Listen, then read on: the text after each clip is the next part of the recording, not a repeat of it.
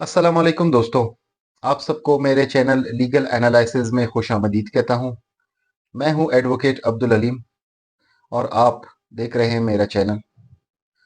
आज के जो टॉपिक हम डिस्कस करेंगे वो फैमिली कोर्ट्स के हवाले से है कि फैमिली कोर्ट्स क्या होती है और फैमिली कोर्ट्स में कौन कौन से केसेस हम फाइल कर सकते हैं। तो चलिए दोस्तों अपने टॉपिक की जानिब बढ़ते हैं।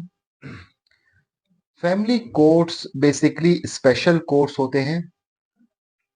मेन डिस्ट्रिक्ट्स में जो फैमिली कोर्ट्स होती हैं वहां पे जो फैमिली जजेस होते हैं वो मोस्टली, अगर मैं बलूचिस्तान कोयटा की बात करूं तो यहाँ पे फैमिली जजेस जो होते हैं या ये फीमेल्स होती हैं और ये स्पेशली कॉन्स्टिट्यूट कोर्ट्स होती हैं जिसमें सिर्फ फैमिली के मुतल्लिक केसेस चलते हैं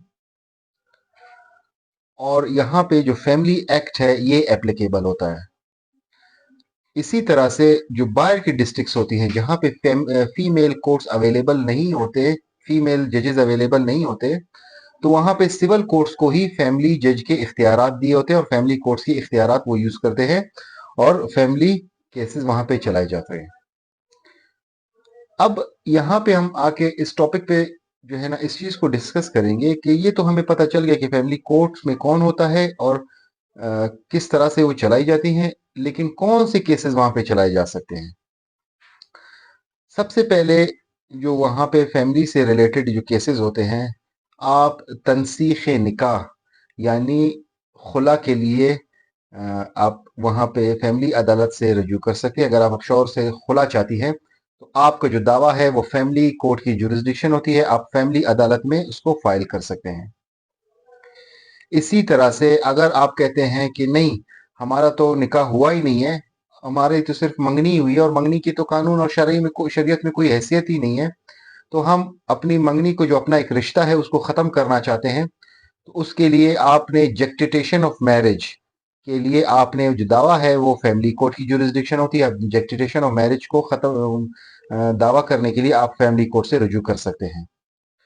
इसी तरह से जब आपकी शादी हो जाती है, रुखसती हो जाती है और बाद में किसी झगड़े की वजह से आप अपने माँ के घर बैठ जाते हैं, कोई फीमेल अपने वालिदैन के घर चली जाती है और उस फीमेल को, उस खातून को मनाने के लिए, वापस अपने शोहर के घर बुलाने के लिए आप दावा फैमिली कोर्ट में फाइल कर सकते हैं, जिसे हम कहते हैं रेस्टिट्यूशन ऑफ कंजुगल राइट्स। तो रेस्टिट्यूशन ऑफ कंजुगल राइट्स का जो दावा है वो भी फैमिली कोर्ट की जुरिस्डिक्शन में आता है। इसी तरह से अगर कोई खातून अपने सामान जहेज के लिए कोई दावा करना चाहती है कि मुझे वो जो सामान जहेज में मैं लेकर गई थी अपने शोहर के घर, चूंकि अब निकाह खत्म हो चुका है तो मुझे वो सामान वापस चाहिए, तो उस सामान जहेज की वापसी के लिए वो फैमिली कोर्ट से रजू कर सकती है। और इसी तरह से अगर शौहर है और बीवी है, उनके बीच में एक तनाज़ा है, एक मेंटल इशू चल रहा है, मेंटली वो डिस्टर्ब है एक दूसरे से, कोई वजह होगी उस मेंटल डिस्टर्बेंस की, तो उस वजह के लिए भी वो फैमिली कोर्ट से रजू कर सकती है कि क्या वजह है जिसकी बुनियाद पे जो है ना हम इस स्टेज पर पहुंचे हैं ताकि हम कोर्ट आए हैं। उसके लिए भी आप फैमिली कोर्ट से रजू कर सकते हैं। अब एक और चीज है, फैमिली कोर्ट को ही इख्तियारात दिए होते हैं गार्डियन कोर्ट के। जैसे कि आप जब बच्चों की कस्टडी का दावा फाइल करते हैं तो वो कहां पे आप फाइल करेंगे, आप फैमिली कोर्ट में फाइल करेंगे, लेकिन फैमिली कोर्ट जो पावर्स यूज करेगी वो गार्डियन कोर्ट के पावर्स यूज करेगी अंडर द फैमिली लॉस। इसी तरह से अगर आप कोई गार्डियन अपॉइंट होना चाहते हैं, गार्डियन सर्टिफिकेट लेना चाहते हैं, तब भी आप फैमिली कोर्ट में ही उसके लिए, किसी बच्चे की जब गार्डियन सर्टिफिकेट आप अक्वायर करना चाहते हैं तो आप फैमिली कोर्ट से रजू कर सकते हैं। इसी तरह से